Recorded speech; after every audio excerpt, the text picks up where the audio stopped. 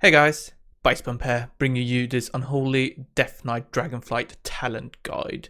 Today we'll discuss a variety of different talent builds, talk about the different options within those talent builds, and when you would kind of choose one over the other. This is to give you as much information as possible so you can look at any given raid encounter or dungeon and then choose your talents accordingly. To start off, all the talents build I will show here today are available in the Wowhead talent calculator. So you can see there where you can copy builds. You can kind of see that there's some presets. Those are the ones I make, and they will correspond to the ones I discussed in this video. They might change slightly because we're still kind of deciding what will be best, but generally follow the ones in the Wowhead calculator, and that will be like the most optimal talents. To start off, let's talk about some raiding builds. So we have the default kind of raiding build up here. This is specifically for maximizing your single target damage. This actually has a huge amount of upfront burst, and it has also big burst every 3 minutes. It's ideal for any power infusion buffs. Like if you run this build, power infusion is going to be over 11% overall upgrade for you, so it's really insane burst. When it comes to alternatives, so let's consider the spec tree. I will talk about the class tree later in the video. So in the spec tree, we have the essentially two talents here that you can move around a little bit. So Clawing Shadows and Reaping. Clawing Shadows is obviously a very nice talent to have because it gives you that extra range, makes you more resistant to downtime, and it's just generally a very nice quality of life talent. So it's good that it actually is one of the better ones. Reaping, it's very good for execute damage, but it doesn't do... It's very similar to picking some other ones. Anyway, the alternatives for Reaping and Clawing Shadows, we have Always Serve, we have Plaguebringer, and we have Unholy Blight. Right, and you can kind of move this around a little bit depending on the situation you fancy. There's obvious synergy here. So, for instance, if you pick up Unholy Blight, that's going to make Plaguebringer more important, better, yeah? If you pick up Soul Reaper in the class tree, that's going to make Reaping better. If you don't pick it up, Reaping's going to be worse. And there's lots of those synergies. Essentially, that's kind of the space of talents that you can freely move around with. Everything else, it's pretty locked in stone. One final thing, you can actually swap out Unholy Sword for Super Strain. In that case, you would pick up Unholy Blight and Plaguebringer because you get that big disease synergy. Some other options for raid builds is if you would go like all the way into a disease heavy build. This goes all the way down to Ebb and Fever. You can see it up here, and it relies heavily on keeping up Plaguebringer for lots of disease damage and works very well with any spread cleave.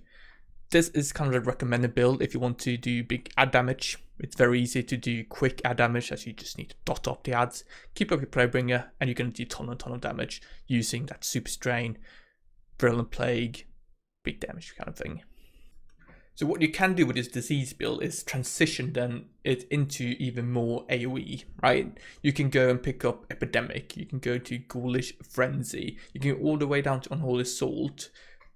It's kind of like a continuous spectrum where you start out with a disease, or the raid disease build, and then you can slowly move all the way down to the Mythic plus disease build, which is much more AoE. What you sacrifice is essentially all that single target burst. You go away from Command of the Dead. You even get rid of Gargle, and then pick up the more AoE specific ones. And it's a choice you have to make. Like how much single target priority damage do you want? How much AoE add damage do you want? Yeah. Cool. So those were the raiding builds. As I said, one is much more focused on pure single target, and the other one, disease, is much more focused on the AoE kind of add damage. I think generally in most fights we would actually opt for the disease one, unless we want to be like the priority damage player, which just funnels into the boss. Let's talk about some Mythic plus builds. So here we have two specific ones. To start off, we have the Wound Mythic plus build up here. This is an insane build whenever you can pull big. It scales quadratically, which means that if you have a pool with 10 targets, 15 targets, there is no other class in the game that can do as much AoE damage as we can. You build tons of wounds, you burst tons of wounds, it just deals insane damage, and you will top the meters. That's it. Unfortunately, it doesn't do that well when you can't pull large packs. So any dungeon, or if the tank is a bit conservative, this build will definitely lose power. And especially nowadays, so I'm making this video when we're doing Mythic Zeros, this build is really not that great because everything dies very quickly. There's not much upfront damage, and that means that it's kind of worse now than it will be when we get into Mythic Plus. We get those big pulls, we get that big damage. There's not much you can change with this build. You can see I don't pick up Apocalypse here, and that's definitely something you can do. Some other theory crafters will recommend you go for Apocalypse. It gives you more priority damage. It gives you some more runes in your AoE windows. It's a good option, and I would either sacrifice the appointed morbidity I pick up or the improved difficult, probably morbidity. So if you want a bit more single target, move that point from morbidity into Apocalypse. Cool. We also have the Disease Mythic Plus build. This is much more upfront damage, better kind of a cleave, more single target. So probably your kind of tyrannical build in a way. And as I discussed previously, what you can do is you can go from like the Raid Disease build if you want that big single target priority damage, and then you can have all the options towards the Disease Mythic Plus build, which is much more AoE. And it's your responsibility to figure out, does my group need more AoE, more single target? At what point on that gradient should I, choose to lie? When it comes to comparing these builds, I would run the Disease build on any dungeon where there's not that many mobs, so the pulls are like 5 targets maximum generally. I would run it when you need lots of boss damage, when it's tyrannical weeks, that kind of thing. The Wound build, great for dungeons with big pulls, and great for feeling good about yourself when you're absolutely blasting the meters on that huge pull. And we'll probably, that's the kind of build we'll see on the MDI, when they pull the entire room and they just burst everything down. The Unholy DK is just going to do insane amounts of damage in that instance. Now, let's talk about the class tree, because all those builds I talked about, obviously they have their class 3 versions, but they're primarily about the actual spec tree. So let's talk about, what options and builds are there in the class tree? So first of all, there are some mandatory talents you want to pick up, which are like the DPS throughput ones. We have Icy Talents, Rune Mastery, Unholy Bond, Empower Rune Weapon, Might of Thessarian, Merciless Strikes, Brittle, and Runic Attenuation.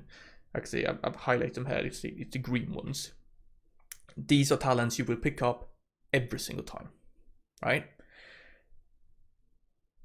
Outside of this, we have a choice between Abomination Limb and Soul Reaper at the bottom of the tree, because we always choose between one of those. Soul Reaper, that's your pure single target option, gives you execute damage, which is great, synergizes as well with Reaping in the Spectre tree. And then we have Abomination Limb, which is better whenever we add additional targets. And it's also great utility because it can help grip some adds into you, yeah? The option will depend on the fight. Abomination Limb is always the option to take in Mythic Class. Soul Reaper can be the option to take in Raid. That's how it goes. Now, for utility, there's a couple ones that are better, much better than everything else, yeah? Specifically for survivability. We have Veteran of the Third War. This is something you always pick up. Gloom Ward, pretty much always pick up as well. And then we have Will of Necropolis, which is a great defensive as well, and we want to pick that up whenever we can. Death's Echo is the one that gives you extra charges of Death Grip, Death Decay, and Death's Advance. It's a really nice talent to have. I will pick it up in Myth Plus builds generally. It kind of forces you into picking up Blood Draw, which is not ideal. It's a good talent, but in Will of Necropolis is just much better. So the option here is then to pick up Death's Echo and Blood Draw, or just sacrifice 1 point in Holy Bond to pick up Death's Echo and Will of Necropolis. That's your option. Obviously, that's less damage overall, because your Rune Forge is going to give you lots of damage, but it gives you more defensive ability. So that's a tricky one, and you're going to have to figure that out on your own, I think. Some other good mentions, right? Cold First, you pick that up whenever you need interrupts. It's a great one in Mythic class because you're going to be interrupting lots, so reduced cooldown on the interrupt is great. It's also very useful in raid encounters when you're part of like an interrupt rotation. Otherwise, you would pick up Permafrost as default because it's a bit nice defensive, but Blinding Sleet is also really, really good in Mythic class to get that extra interrupt. We also have Unholy Endurance, which is a very solid defensive option. Makes it even tankier. Finally, Unholy Ground. This is actually a talent you only pick up in AoE. It's not good for single target. It's not worthwhile to use Death and Decay in single target just because we could pick up that talent. So it's only whenever you have AoE you would go for that one. And then there's loads of other useful talents. You know, Anti-Magic Zone is a great raid utility talent you would pick up whenever there's magic damage. I can keep going, but I feel like for the class tree, there's a big set of very good talents that you always pick up, and then you kind of have to pick and choose depending on the fight and make your own judgment there. Alright, so I feel like that's everything I had to say today. Leave a comment down below, let me know what you thought about this video. Upvote, downvote, do consider subscribing. Let's hit 20k subscribers, nail it there. Can always message me on Discord if you have any questions. Thank you very much for watching, and I'll see you guys in the next video. Bye bye.